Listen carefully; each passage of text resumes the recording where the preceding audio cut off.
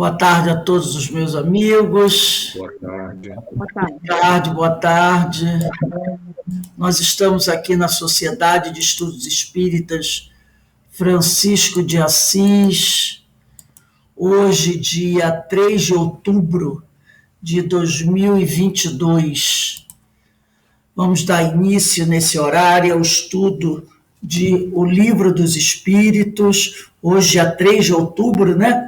Aniversário de Kardec, data da morte de Francisco de Assis, dia 3 de outubro. A Igreja Católica comemora dia 4, mas na realidade ele morreu no dia 3 de outubro. Então é interessante, né? Kardec nasce no dia 3 de outubro e Francisco de Assis desencarna no dia 3 de outubro. Vocês não estão me ouvindo, não? Estão me ouvindo? Ah, então tá ok. Então é interessante. Está ecoando. É porque deve ter algum microfone aberto aí. Não. Mas aí eu não sei o que está acontecendo. Tá dando eco para todo mundo aí? Carmen, Alberto. Não. Agora parou, mas de vez em quando dá, eu não sei por quê. Não, aqui está tudo desligado. Bem, meus amigos, vamos iniciar agora o nosso estudo. Então, como nós falamos, aniversário de Kardec, desencarne de Francisco de Assis. Então, nós estamos aqui estudando a parte segunda do capítulo 6 da vida espírita. Hoje nós iniciaremos estudando a questão 244 de O Livro dos Espíritos. Mas antes de nós iniciarmos o nosso estudo, nós vamos fazer a nossa prece de abertura. Pai amado, Pai de infinita misericórdia e justiça, estamos todos aqui, Senhor, reunidos em Teu nome, em nome de Jesus, para buscar estudar um pouco mais essa doutrina abençoada, que tanto tem nos ajudado, que nós possamos nos dedicarmos cada vez mais a esses estudos, a essas reflexões, para assim podermos crescer em sabedoria, podermos nos tornar realmente aptos a auxiliar o Mestre Jesus, estando mais bem preparados. Assim, te agradecemos, Senhor, e te pedimos que nos dê a permissão para iniciarmos os nossos estudos da tarde de hoje. Graças a Deus. Bem, como eu falei, nós estamos estudando a parte segunda do capítulo 6 da vida espírita. E hoje nós vamos começar estudando a questão 244 de O Livro dos Espíritos, né? E aqui nessa questão 244, Kardec faz a seguinte pergunta aos espíritos. Os espíritos veem a Deus? E eles respondem assim: são só os espíritos superiores veem e compreendem. Quando eles falam do veem e compreendem, eles querem dizer o seguinte: esse veem quer dizer percebem. Não é no sentido de ver com os olhos, mas de perceber a Deus. Tá? Então, eles querem dizer, os espíritos percebem a Deus. Então, esse veem é no sentido de perceber. Aí eles dizem assim, só os espíritos superiores o veem, o percebem e compreendem. Os inferiores, quer dizer, os espíritos inferiores, o sentem e adivinham. Vamos dar uma olhadinha aqui, vamos descer um pouquinho, vamos ler a questão 244B de bola. 240, vou até me adiantar um pouquinho. Na 244B de bola, está escrito assim. Kardec faz a seguinte pergunta: Deus transmite diretamente a ordem ao espírito ou por intermédio de outros espíritos? Porque ele falou aqui, na 244, os espíritos sentem e adivinham, tá? Isso está na 244. Os espíritos inferiores o sentem e adivinham. E na 244b, Kardec perguntou, então, se Deus transmite diretamente a ordem ao espírito ou por intermédio de outros espíritos. Aí, olha o que os espíritos respondem. Ela, a ordem, não lhe vem direta de Deus. Para se comunicar com Deus, é necessário ser digno disso. Então, os espíritos superiores o veem, o percebem e compreendem. Por quê? Porque está aqui, ó.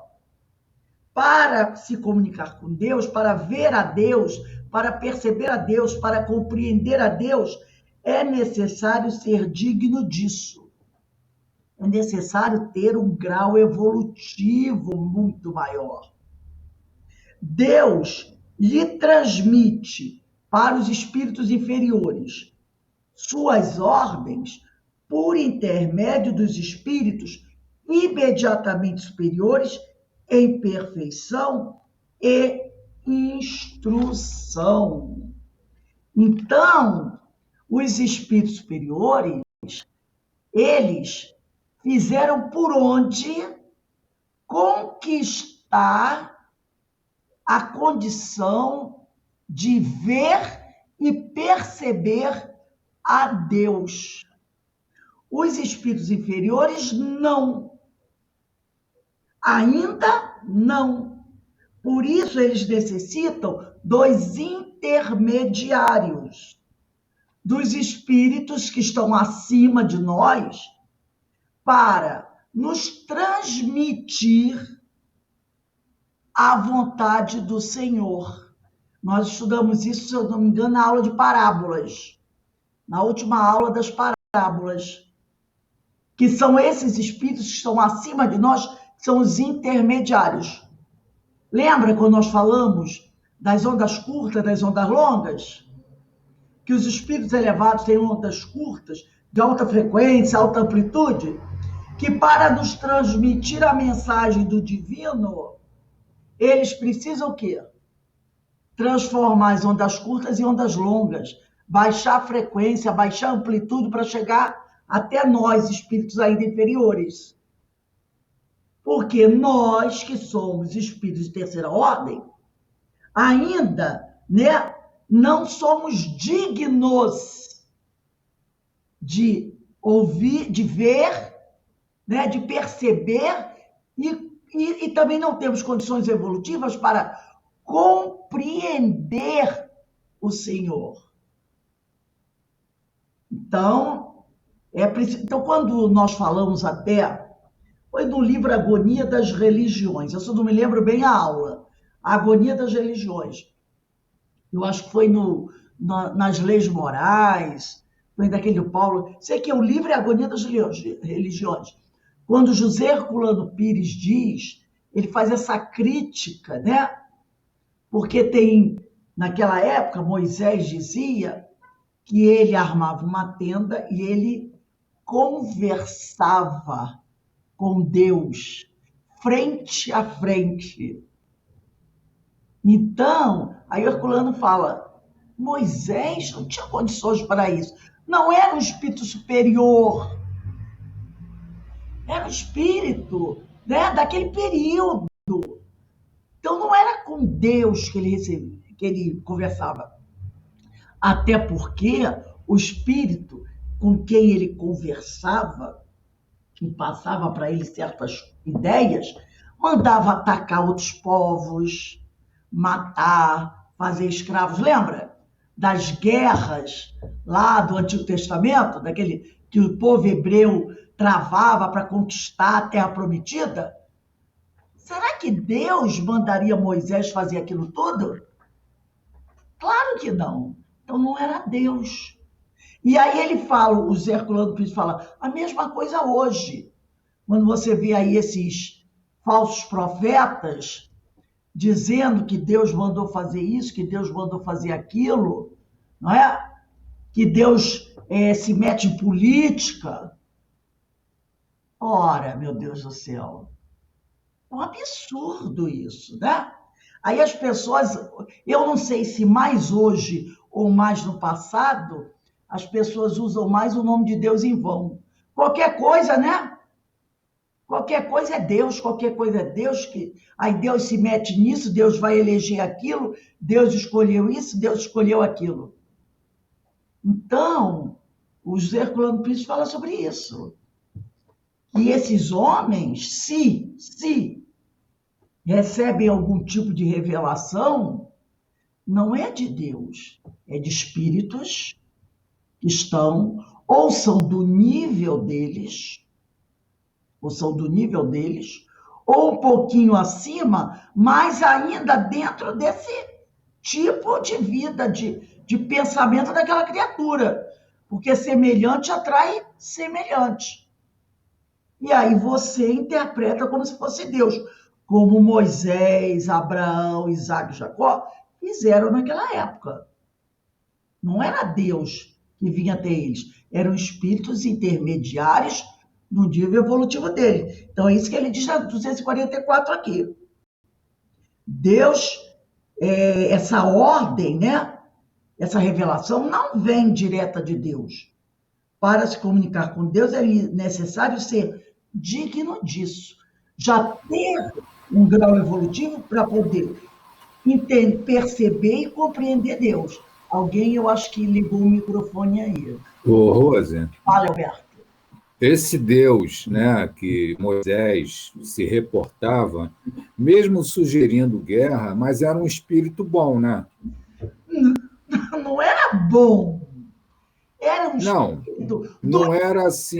Era um espírito ao nível de Moisés, que não compreendia também. Talvez as ordens que ele recebesse mais acima. E era um nível, um espírito que ainda deveria ter vivido aquele. Imagine esses espíritos anteriores a Moisés. Que época eles viveram?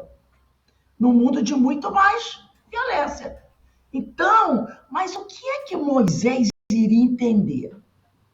Né? Sobre conquistas. Né? Ele teve uma visão de um mundo celestial. E ele teve fé nisso. Tanto que ele seguiu essa voz, ele seguiu essa orientação. Agora, a visão que ele teve de um mundo a mais, de uma terra prometida, para ele foi uma ideia de quê? De uma terra mesmo, de um espaço geográfico. Ele não entendeu como uma terra, como vamos dizer assim, das regiões celestes. Quando o reino dos céus para ele, a terra, o que é a terra prometida para nós? O que é para nós a terra prometida? Fala, Iraci. Você está perguntando, aí eu fico aqui fazendo gestos. Aí você pergunta o que é terra prometida. Eu acredito que para nós a terra prometida é a evolução, é o que nós vamos conseguindo com a nossa evolução e não coisa material. Exatamente. A terra prometida é a busca pela perfeição. Que o Senhor disse que nos criou simples e ignorantes para que a gente crescer, para a gente evoluir, para a gente progredir e se aproximar dele. Essa é a terra prometida, é estar próximo a Deus, de uma perfeição. Para isso, a gente vai ter que andar muito pelo deserto. Lembra? Que o Moisés ficou 40, a gente vai ter que andar muito pelo deserto, como os povos daquela. Só que ele, naquela época dele, ele não conseguiu transcender a isso. O que ele conseguiu entender é que ele tinha que levar o povo dele dali para uma outra região e lá desenvolver uma civilização, uma sociedade. Então já foi um progresso, ele saiu dali, daquele mundo, né, onde havia muita materialidade, e foi buscar essa espiritualidade. Mas ele não conseguiu transcender a isso. Gente, são quase 4.000 anos antes de Cristo. Então o espírito que passou essa mensagem para ele também não deve ter entendido muito bem. E foi ele já, mas aquela terra tem gente morando, não tem problema. Vai lá e expulsa todo mundo. Aquela é a tua terra prometida. Hoje, ainda tem gente buscando o seu 4x4 de terra. Não é? Tem gente achando que liquida meia dúzia e você vai fazer do Brasil a terra prometida. E a questão da moral? Ai, isso é detalhe. Lê lá a Bíblia e você resolve sua questão moral. Não é assim. Né? E aqui, falando ainda, deixando aqui do lado essa questão, vamos refletir um pouquinho. Somente os espíritos perfeitos têm o alcance espiritual de ver a Deus. Essa visão não se compara à proporcionada pelos olhos do corpo físico. É uma visão diferente. E as limitações da linguagem humana nos impedem de explicá-la com clareza. É difícil para nós até comentar, explicar como é que é esse ver a Deus, que falta para a gente palavras para explicar essa ideia. Até porque não somos espíritos superiores, como é que a gente vai explicar uma coisa que os espíritos superiores percebem? Entendeu? Apenas Jesus, o Cristo, recebia o estímulo diretamente de Deus na Terra, por se encontrar capacitado para tal percepção. Depois nós vamos falar dessa percepção divina em todos os seus sentidos. Isso é fácil de compreender. É necessário vibrar na faixa do emissor. Entendeu? Para compreender isso, é preciso a gente vibrar na faixa do emissor. Lembra daquele desenho que começava com as ondas vermelhas, depois vinha a abóbora, depois vinha a amarela, depois vinha a verde, depois vinha a azul. A nossa é vermelha, a de Jesus é azul. Como é que eu vou conseguir sair da faixa vermelha para ir para o azul e compreender? Fica complicado. A gente até tenta sair do vermelho para o laranja e fazendo uma força para o amarelo. Quem está com o desenho na cabeça, quem lembra do desenho, né? Até que eu faça mais passar do amarelo para tentar entrar no verde é complicado, né? Por isso que aquele trabalho é interessante. Então, é preciso vibrar na faixa do emissor. O emissor é o espírito puro, o espírito elevado. Pureza com pureza. Já matou. Já fiquei no meio do caminho. Pureza, vibrar na faixa do emissor, pureza com pureza. Eu não tenho pureza. Já eu lá voltando do amarelinho, correndo por cor de abóbora, né? E entrando no vermelho de volta. De outro modo, as próprias leis desaconselham tentar. A visão de Deus não é para todos, do momento, mas o caminho é comum. No momento, a visão de Deus não é para todos, mas o caminho para chegar a essa visão de Deus é comum a todos. Todo mundo sabe qual é o caminho. Não tem um caminho que Jesus traçou e um caminho que eu vou traçar. Não. O caminho é o mesmo, porque Jesus também esteve na faixa de frequência vermelha. Todos eles também passaram pela vermelha. Todo mundo, como diz o outro, avermelhou. E aí foi. Ninguém foi criado e colocado na azul. Ninguém. Porque a lei de Deus é igual para todos. Então, Jesus não teve assim, ó, esses aqui é a minha turma, do meu grupinho. Eu vou botar metade no verde, metade no azul. Não, não. Então, ver a Deus hoje não é para todos, mas o caminho para chegar lá é comum a todos. Devemos percorrê-lo com segurança, de modo que a fé nos leve a essa esperança. Foi isso que fez com que Moisés, mesmo não entendendo nada do que ele estava vendo, ele percebeu que era bom. Ele percebeu que era bom. E aí o que ele fez? Teve fé e foi. Eu posso. Alguém pode dizer para mim, você está no vermelho, tem as faixas de onda para chegar no azul, vai ralar. Aí você tem fé que quer dizer que eu posso chegar no azul? Pode. Porque Jesus falou para você que pode, sabe? Quando ele disse, vocês podem fazer tudo que eu posso e até muito mais. Quando ele falou isso, ele disse, você pode. E até passar do azul, hein? Você até pode. Vai que eu dou uma piscada. Vai que eu dou uma dormida. Vocês, passam à minha frente. Né? Vocês podem. Jesus falou isso. Então se Jesus falou que posso, eu vou ter, mesmo eu percebendo que a estrada vai ser longa, eu vou ter fé e vou botar o pé nas areias do deserto, como aquele povo do passado colocou, e vou sair caminhando, enfrentando o calor extremo durante o dia, a areia quente, o frio intenso à noite, mas de vez em quando, das pedras lá do deserto, das areias do deserto, vão jorrar leite e mel. Lembra? Que o povo caminhava pelo deserto, no momento que o povo estava com muita fome, caiu o maná do céu, das rochas minaram leite, caiu leite, mel e água.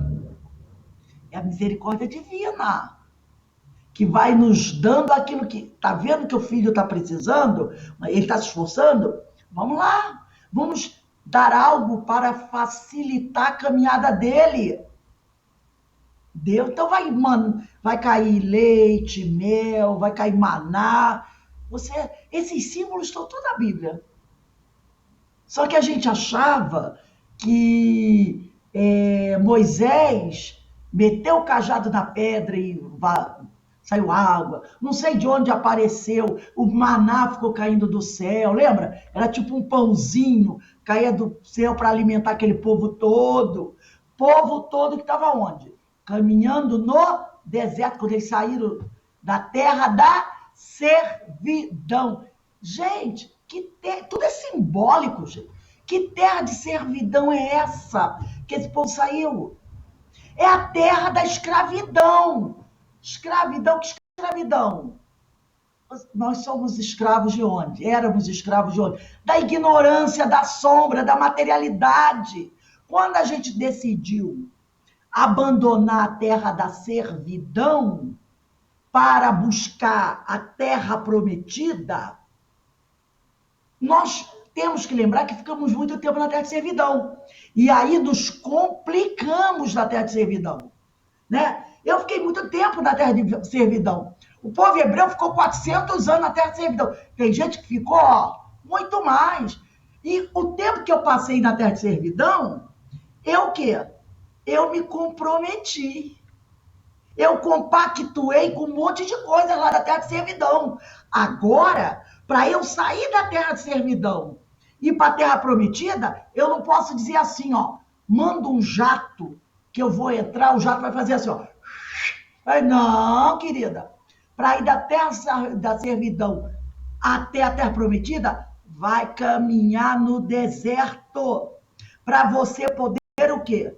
Se desligar daquelas práticas da terra da servidão. Quando o espírito desencarna, e muito ligado a questões materiais, quando ele chega no plano espiritual, ele está com o perispírito dele assim, limpinho? Não, ele está cheio de energias ligadas ao corpo material. Aí o que ele tem que fazer? Vem na reunião para tomar o quê? Choque anímico. para poder, se libertar dessas energias materializadas. Mesma coisa a gente. Ficou muito tempo lá no deserto, lá na terra da servidão. Entendeu? Agora, para você ir para a Terra Prometida, vai ter que se libertar disso aí tudo. Então, pezinho na areia do deserto, começa a caminhar. Mas não vai estar sozinho. Porque de vez em quando vai cair maná do céu, vai aparecer alguém com um pote de água. Teve uma aula que já demos há muito tempo, onde nós falamos que o espírito, quando ele está lá atrás, e ele aparece na frente dele, tipo uma grande floresta, cheia de perigos. E ele tem que atravessar essa floresta sozinho, né? Porque essa caminhada é individual. Mas que no meio da floresta, de vez em quando, aparece alguém para ajudar ele. Meu filho, você está indo no caminho errado, pega esse caminho daqui, porque esse aqui tem muito perigo. Toma, leva isso aqui, bebe um copo d'água, senta um pouquinho, descansa. Aí o sujeito desencarna, a coisa tá ruim, Deus diz assim, tem um mundo aqui transitório para você ficar um tempinho para dar uma descansada. Tudo isso aí é atravessar o deserto. Que é uma coisa que nós temos que fazer. Então, a visão de Deus não é para todos agora. Mas o caminho é comum. Devemos percorrê-lo com segurança, de modo que a fé nos leve a essa esperança, amando e servindo, perdoando e trabalhando, por dever de servir mais. Eu sempre esqueço do livro Paulo Estevão para pegar aquelas 4 palavras que foi Abigail, né? Abigail disse para Paulo: espera, trabalha, acho que é isso, espera, trabalha, serve e confia, ou espera, trabalha, espera, serve, perdoa e confia. São 4 palavras que ela disse para ele. Eu não me lembro a ordem aqui, meu livro está lá dentro, mas acho que é isso. Espera, trabalha, perdoa e confia, ou espera, trabalha, serve e confia. É um negócio assim. Ela disse essas 4 palavras para ele, porque ele também está atravessando as areias do deserto, não é? Essas areias do deserto, ele também está atravessando, né? Então, é aquela coisa, perdoando e trabalhando por dever de servir mais, né? Vamos voltar aqui à questão 244A. Quando um espírito inferior diz que Deus lhe proíbe ou permite uma coisa, como sabe que isso lhe vem dele? Então, quando um espírito inferior diz que Deus lhe proíbe ou permite uma coisa, como sabe que isso lhe vem dele?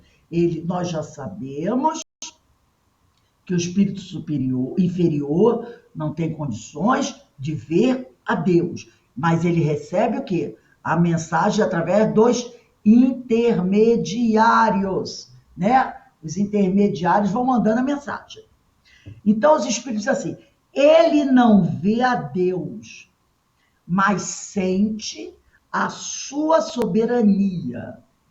E quando não deva ser feita alguma coisa, ou dito uma palavra, percebe como por intuição a proibição de fazê-la ou dizê-la, porque ele sente que não tem que fazer aquilo.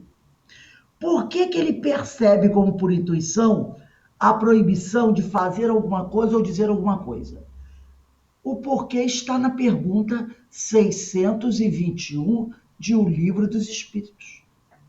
Onde está escrita a lei de Deus? Na consciência. Então, por intuição, eu sei o que eu posso fazer e o que eu não posso fazer. Eu posso até me fazer de desentendido.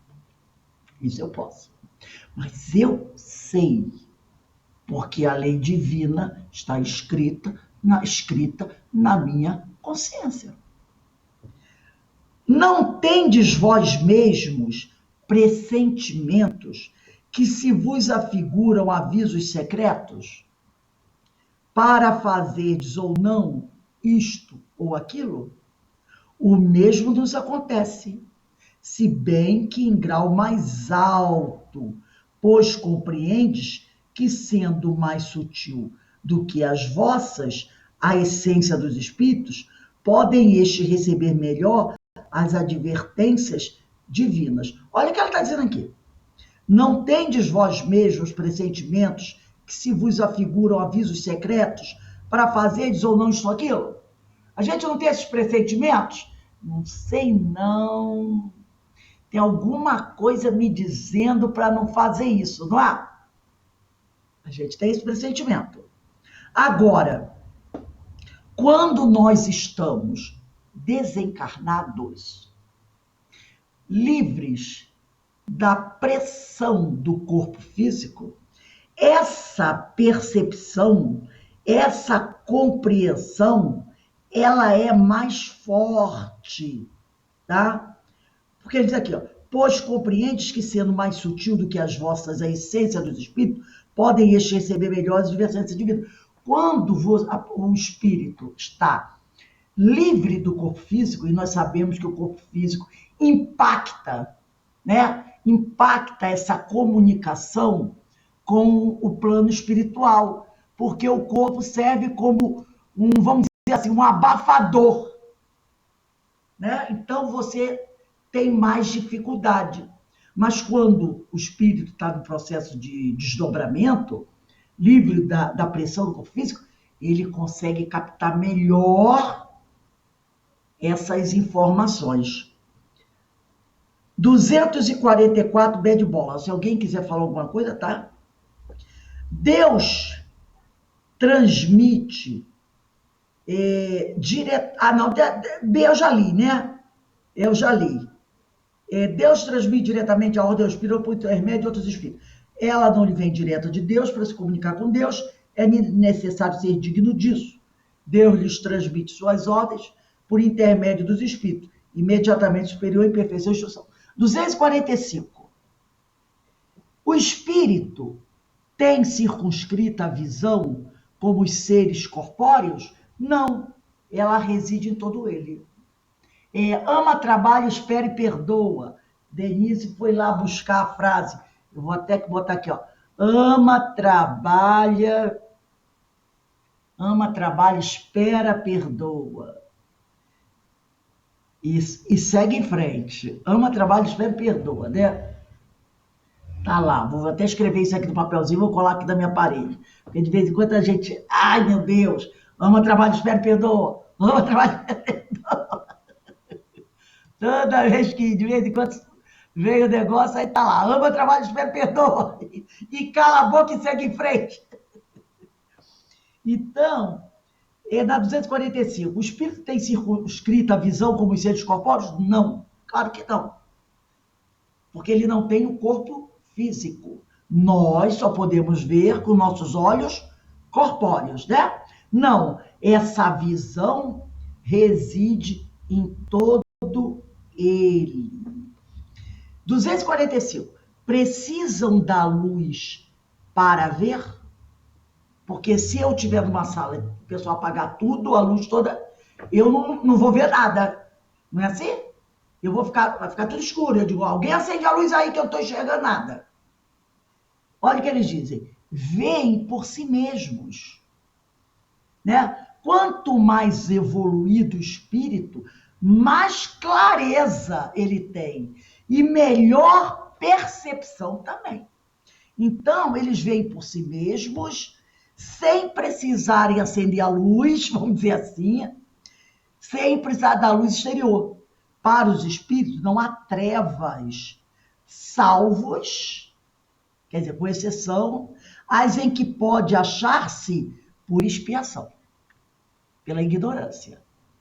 Né? Então, para o espírito, não há treva. Não há escuridão, como há para nós, se ficarmos num ambiente sem luz. Agora, porque ele vê por todo ele, né? Por si mesmo.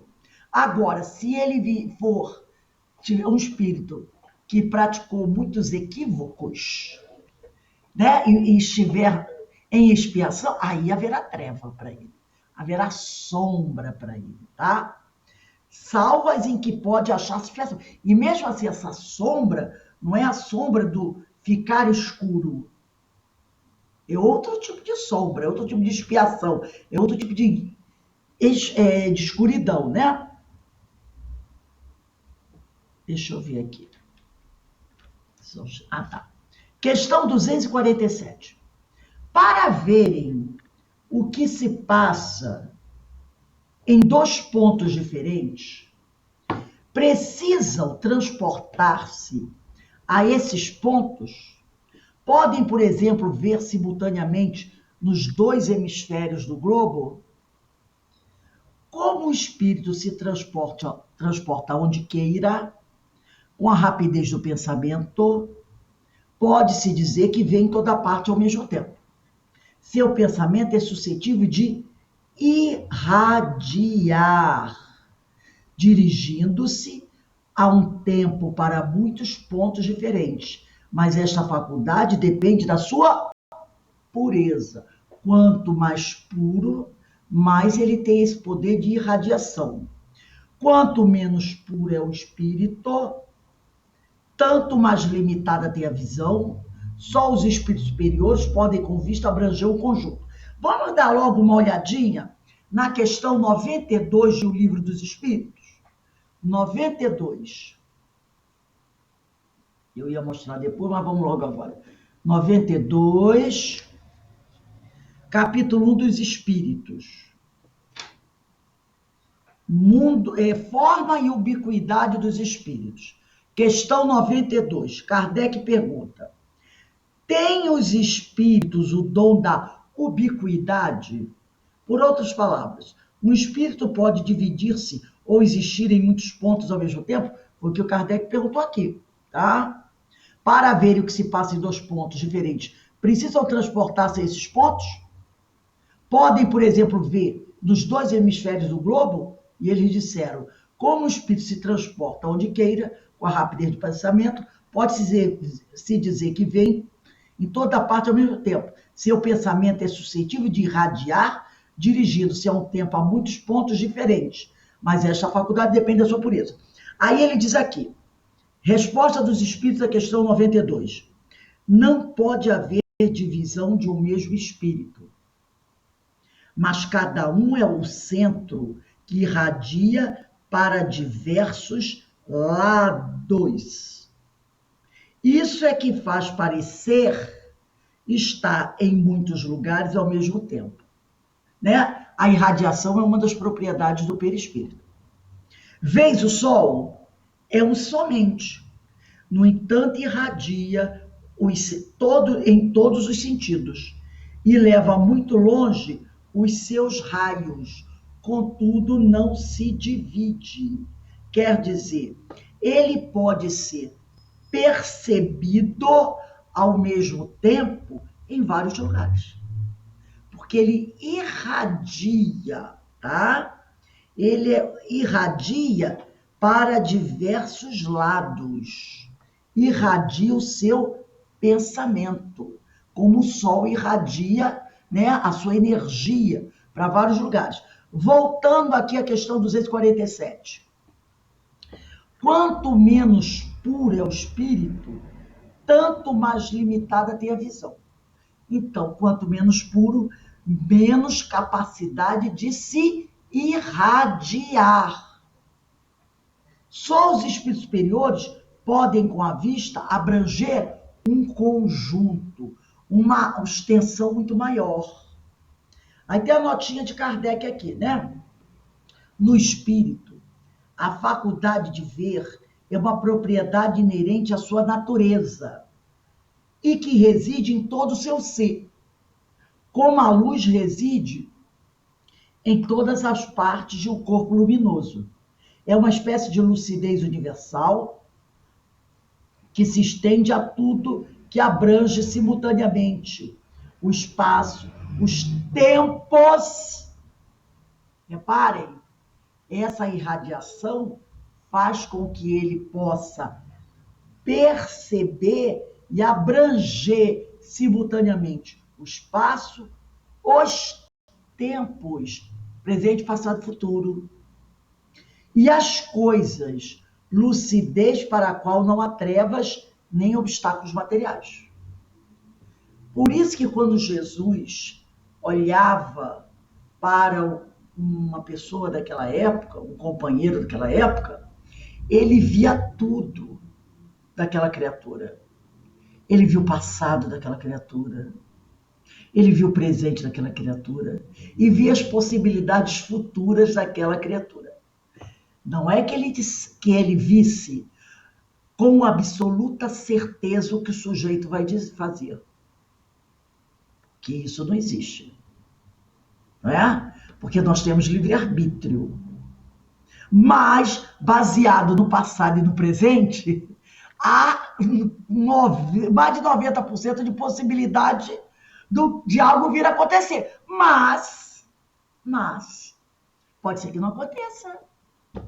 Pode ser que você mude de opinião na hora. Quando ele falou para Judas, vai e faz o que tem que fazer, é que havia grande possibilidade de fazer. Grande. Mas até o momento que ele chegou na porta do templo, ele podia desistir.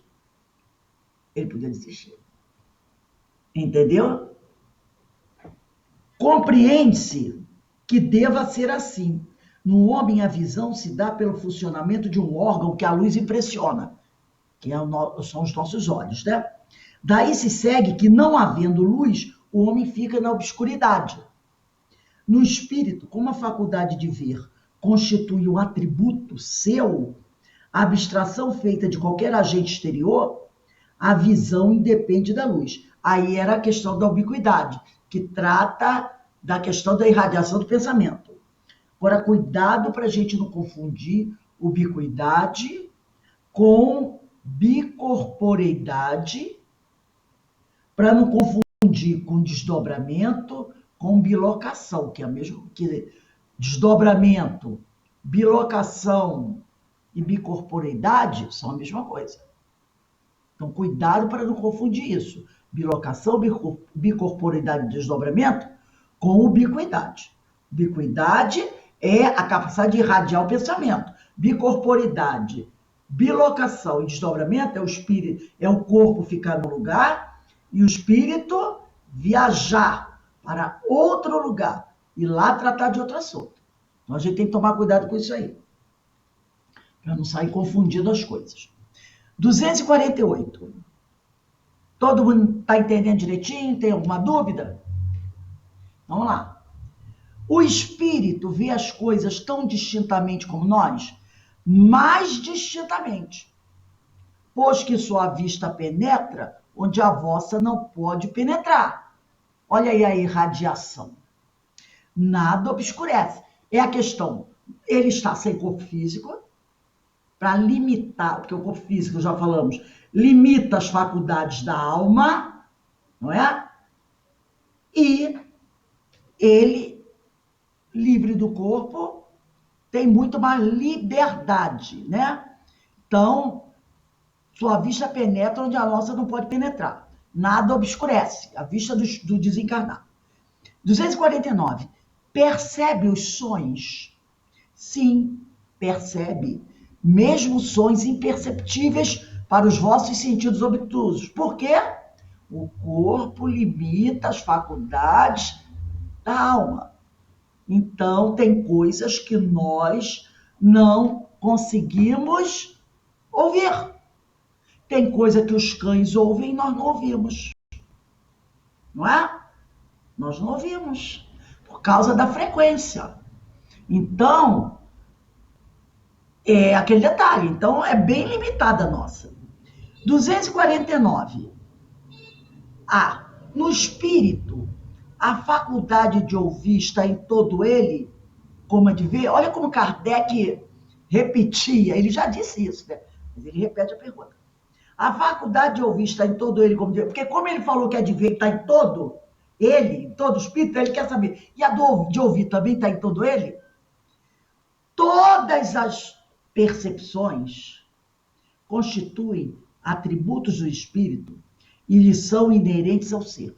Todas as percepções. Senão ele ia perguntar do olfato também, Entendeu? Aí ele, antes dele perguntar do olfato, ele já disse logo: todas as percepções constituem atributos do espírito e lhes são inerentes ao ser. Quando reveste o corpo material, quando o sujeito está encarnado, elas só lhe chegam pelo conduto dos órgãos. Os olhos, ouvidos, nariz, né? Boca, a pele, essas coisas assim. Deixam, porém, de estar localizadas em se achando ele na condição do espírito livre. Está encarnado, a percepção é localizada no órgão específico para aquilo. Está desencarnado, não tem mais o órgão específico material, então é em todo ele. Mas aqui ele pergunta, né?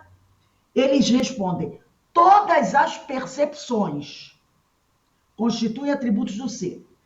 A percepção é também, ela está muito ligada à questão intelectual.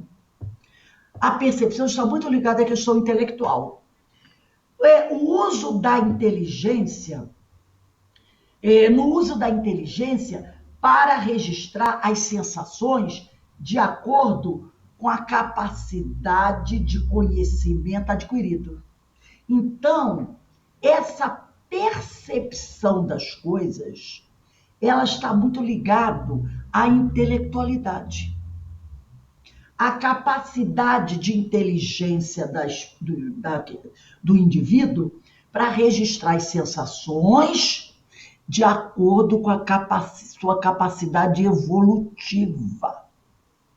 Então, percepção muito ligada à inteligência, tá? A percepção está muito ligada à inteligência, para que você possa registrar as sensações, tá? De acordo com o conhecimento que você já tem. Porque tem pessoas que têm a percepção como todas, mas não conseguem registrar aquela sensação. Ele não consegue registrar certas coisas que outras pessoas conseguem com mais facilidade. O bruto, vamos dizer assim, o bruto, né, aquele de espírito com menos capacidade evolutiva, falta a ele a inteligência para perceber algumas sensações, para, vamos dizer assim, decifrar algumas sensações. Por exemplo, quando ele falou aqui da música, você escuta certas músicas, aquelas músicas clássicas, aquelas músicas muito bonitas, né? De repente, um Clair de Lune, né? Um bolero de Ravel, uma música assim. Tem pessoas que ouvem aquilo e dizem: que coisa chata! Não é? Tem outras que, quando escuta uma música assim, os olhos já começam a ficar marejados, já vai dando, às vezes, uma taquicardia, às vezes você já vai sentindo. Por quê? Porque você está captando aquela sensação. É como se a tua inteligência estivesse conseguindo decodificar aquilo. Aquilo toca em você. Tem outras pessoas não, que são tão embrutecidas que, entendeu? Nada te toca. Então, a percepção intelectual, ela está muito ligada. A percepção está muito ligada à intelectualidade. Fala. Eu tinha uma aluna, a Vera lembra dela, a Fernanda, aluna especial, da turma especial. Lembra a Fernanda? Lá na Denise Maria Torres, quando eu dei aula para essa turma. Uma vez eu coloquei um CD noturno, ela escutou noturno, ela chorou de soluçar. Aí eu perguntei a ela o que ela sentia, ela não sabia expressar, né? Mas ela falava assim: me dá vontade de chorar, me dá vontade de chorar, só isso que ela falava. A percepção dela apesar na música erudita. E foi exatamente só essa música, Noturno. O espírito é inteligente. A inteligência está lá. O corpo é que não permite a expansão dessa inteligência, mas a inteligência está lá. Então, a percepção passa pela intelectualidade, tá? O uso da inteligência para registrar as sensações de acordo com a capacidade do conhecimento adquirido, né? Aí a questão 250. Constituindo elas, quer dizer, as percepções, atributos próprios do espírito, ser-lhe-á possível subtrair-se às percepções? O espírito unicamente vê e ouve o que quer. Dizemos isto de um ponto de vista geral e, em particular, com referência aos espíritos elevados. Por os imperfeitos, muitas vezes ouvem, veem a seu malgrado o que lhes possa ser útil ao aperfeiçoamento. Então, ele está dizendo aqui, o espírito unicamente vê e ouve o que quer, tá? Agora, os imperfeitos, muitas vezes, ouvem e veem, a seu modo, o que lhes possa ser útil ao aperfeiçoamento. O imperfeito, ele fica, olha ali, isso aqui eu acho que não vai ser bom para mim, isso aqui não vai ser bom para mim. Já o espírito, e nós temos essa capacidade de ver e ouvir o que nós queremos. Então, às vezes, como o Denis está falando aí, tocou lá, Noturno, e, de repente, não quero saber disso. Então, você não dá a mínima atenção. Sem imaginar que, às vezes, vocês conhecem aquela música Clair de Lune, né? E eu sou apaixonada por essa música. Então, quando você escuta uma música dessa e você começa a viajar, você vai atrair quem? Espíritos bons que gostam de uma música dessa, né? A música clássica. Então, você vai. Se você deitar, você coloca lá um CD de Chopin, é um dos que eu mais gosto, né? Eu tenho um CD de violinos, né, de Chopin. Você escuta aquelas músicas, nossa, você viaja. E você atrai para perto de você bons espíritos que vibram nessa faixa de frequência. E olha que a nossa música não passa nem perto da verdadeira música da espiritualidade, hein? Então, vamos lá. 251. São sensíveis à música os espíritos? Aí eles respondem assim, aludes à música terrena? Que é ela comparada à música celeste? A esta harmonia de que nada na terra vos pode dar ideia? Uma está para a outra como o canto do selvagem para uma doce melodia. Olha a comparação que eles fazem. Não obstante, espíritos vulgares podem experimentar certo prazer em ouvir a vossa música, por lhes não ser dado ainda compreenderem outra mais sublime. A música possui infinitos encantos para os espíritos, por terem eles muito desenvolvidas qualidades sensitivas. Percebeu? Em relação com a percepção, está muito ligada à intelectualidade, refiro-me à música celeste, que é tudo que de mais belo e delicado pode a imaginação espiritual conceber. Então, gente, a sensação, ela está ligada também à questão moral. É o resultado das impressões que são registradas no órgão sensitivo do espírito, que é o nosso perispírito, tá? Então, o resultado das impressões são registradas no nosso perispírito. O homem encarnado é formado de espírito, perispírito, que é o corpo intermediário, e corpo físico. O perispírito é o órgão sensitivo. É o perispírito que traz para o espírito as sensações. A sensação é de ordem moral, porque, de acordo com a condição evolutiva do espírito, ele vai registrar a sensação em si mesmo. Então, é o nosso perispírito, que é o nosso órgão sensitivo. Ele é que traz as sensações para o espírito, tá? Então, a sensação é de ordem moral. Porque, de acordo com a nossa evolução espiritual, nós iremos ou não registrar uma sensação. Perceberam? Ô, Rosa, Vai. nesse caso aí, a gente está comentando sobre essa questão da sensibilidade, música, arte, mas em relação à vida, por exemplo, quando você vê uma pobreza, tem pessoas que nem estão aí, e outras se sensibilizam, tem assim um sentido de compaixão. Então, acho que também essa sensibilidade passa por essa leitura que, como espírito, cada um faz da realidade, né? Você tem os seus olhos. Os seus olhos registram a cena. Isso vai para o seu perispírito. E ele vai transmitir para o espírito o que você viu. Ele é o órgão de sensibilidade. Você vê, tá? E você essa visão, né? Isso o perispírito vai levar para o espírito. Mas se o espírito não é evoluído,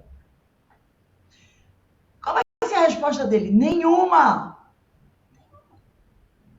Por isso que a gente disse aqui, a sensação é de ordem moral.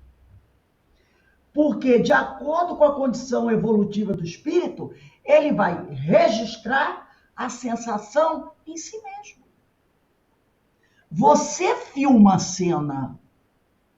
Você filma a cena.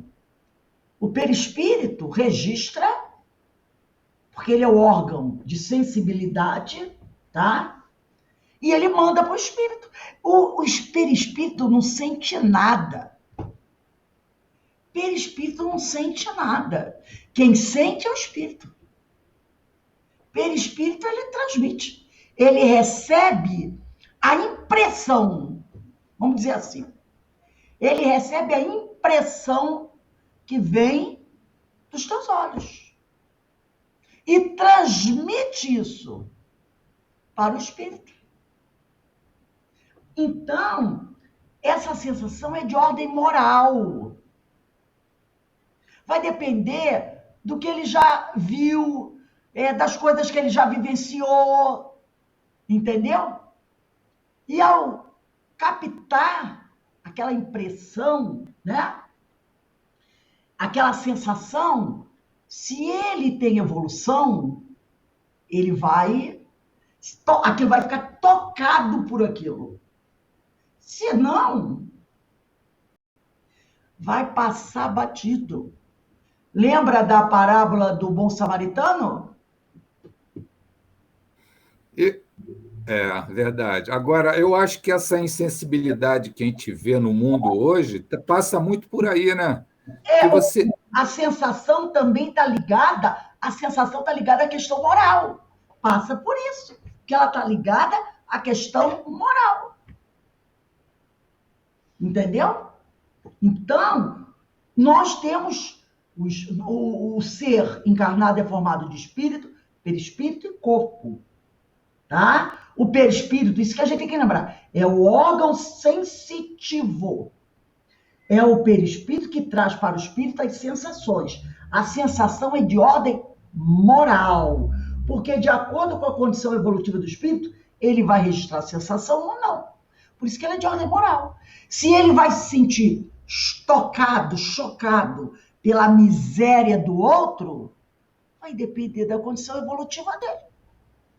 Se não, ele olha e diz assim, ó, espirra para o outro lado que eu estou passando. E vai embora. Para ele, não tocou. A sensação chegou a ele, chegou ao espírito. Mas ele não registrou. Ele não registra. Que para ele registrar, vai depender da sua condição moral. Se a condição moral dele é baixa, ele não vai registrar. São os indiferentes. São os indiferentes. Entendeu? Isso é muito interessante. Questão 252. Alguém mais gostaria de falar alguma coisa? Porque, por exemplo, a pessoa que é cega, ela não vê. Mas se a criatura falar com ela, será que a senhora podia me ajudar? Eu estou passando fome, meus filhos estão isso. E alguém chegar e ele está ouvindo aquilo, e alguém chegar realmente uma pessoa, opa, captou. Vai chegar o perispírito. O perispírito vai. Ah, você está aqui.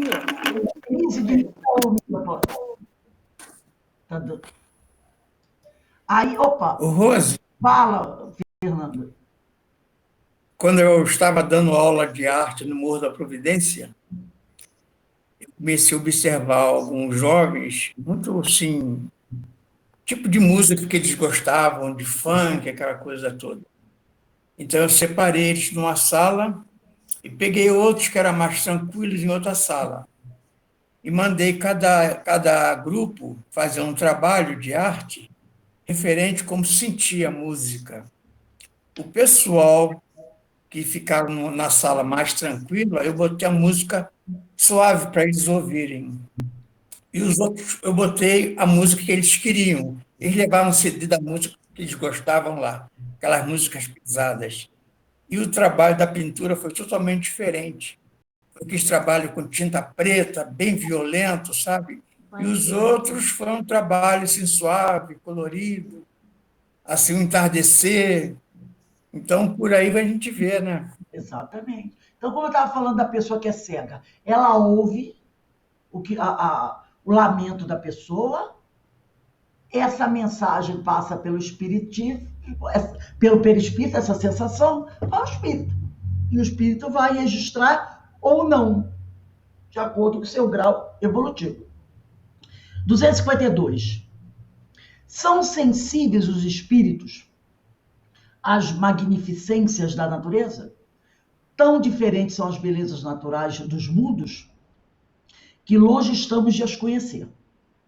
Sim, os espíritos são sensíveis a essas belezas, de acordo com as aptidões que tenham para as apreciar e compreender. Para os espíritos elevados, há belezas de conjunto, que, por assim dizer, apagam as das particularidades, né? Então, os espíritos elevados pegam mais aquela beleza de conjunto, né, do que as particularidades. Então, quando ele falou aqui as belezas naturais, tem pessoas que, quando olham para uma floresta, pensam assim: nossa senhora, se eu tivesse uma motosserra aqui, eu ia ganhar era dinheiro. Não é? Tem outros que olham assim, os passarinhos de manhã cantando. Eita, que droga! Não consigo dormir, essa droga desses passarinhos ficam piando aqui na minha janela. Ah, barulheira danada, para! Não é?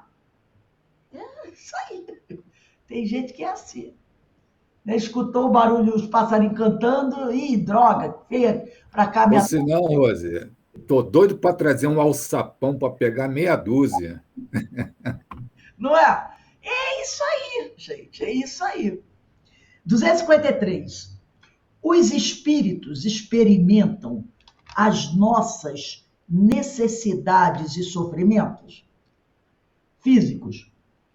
Eles os conhecem, porque os sofreram lá nas vidas passadas.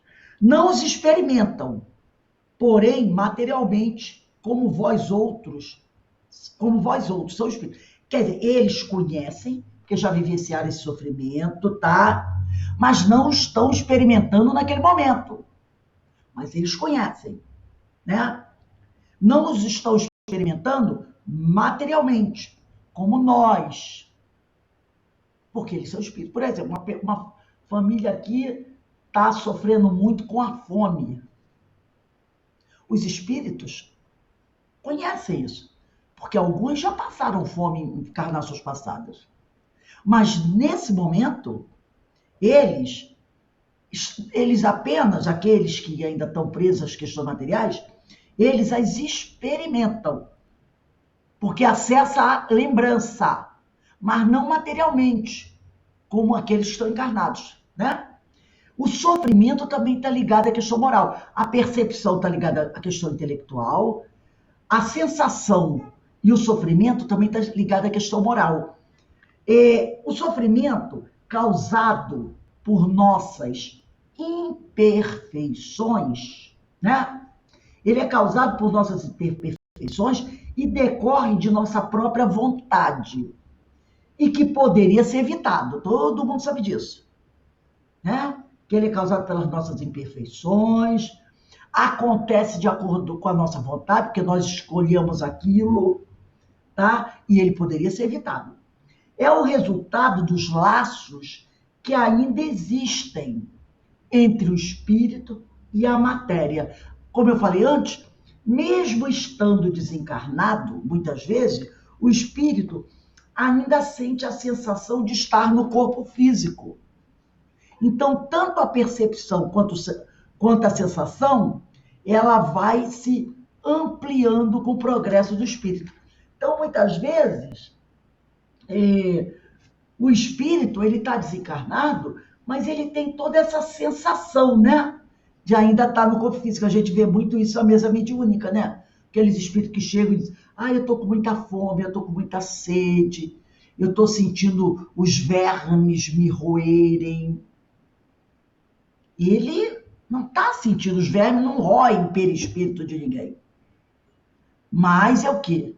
É a sensação. É aquilo que eu falei para vocês, né? Ele está tendo aquela sensação. O perispírito está transmitindo para ele essa sensação,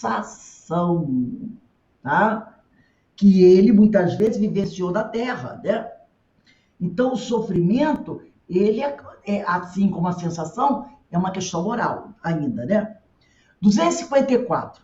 E a fadiga, a necessidade de repouso, experimentam-nas? Não podem sentir a fadiga. Quer dizer, o cansaço como nós o sentimos, né? Conseguintemente, não precisam de descanso corporal, como vós, pois que não possuem órgãos cujas forças devam ser reparadas. O espírito, entretanto, repousa no sentido de não estar em constante atividade. Ele não atua materialmente. Sua ação é toda intelectual, olha aí, percepção, tá? E inteiramente moral. O seu repouso, as sensações, o sofrimento ligado à moral. Quer isto dizer que momentos há em que o seu pensamento deixa de ser tão ativo quanto de ordinário e não se fixa em qualquer objeto determinado. É um verdadeiro repouso, mas de nenhum modo comparável ao do corpo. A espécie de fadiga que os espíritos são suscetíveis de sentir guarda relação com a inferioridade deles. Aí é questão moral, entendeu? A fadiga está ligada à inferioridade. Por isso que o sofrimento é uma questão moral. Quanto mais elevados sejam, tanto menos precisarão de repousar. 255, para a gente encerrar aqui hoje. Deixa eu só colocar aqui uma coisa. Opa. 255. Quando um espírito diz que sofre, de que natureza é o seu sofrimento? Olha aí. Angústias morais. Então, o sofrimento e a sensação estão ligados à moralidade. Angústias morais, que o torturam mais dolorosamente do que todos os sofrimentos físicos. Tá? Então, as nossas angústias morais. E isso aqui, quando a gente fala dessa questão, para nós encarnados também. Porque ele aqui está falando, olha só, quando um espírito, ele está falando do desencarnado, quando um espírito diz que sofre, de que natureza é o seu sofrimento?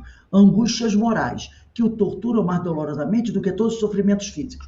Quando nós que estamos encarnados, às vezes estamos passando por angústias morais, isso também não dá um cansaço no corpo físico da gente?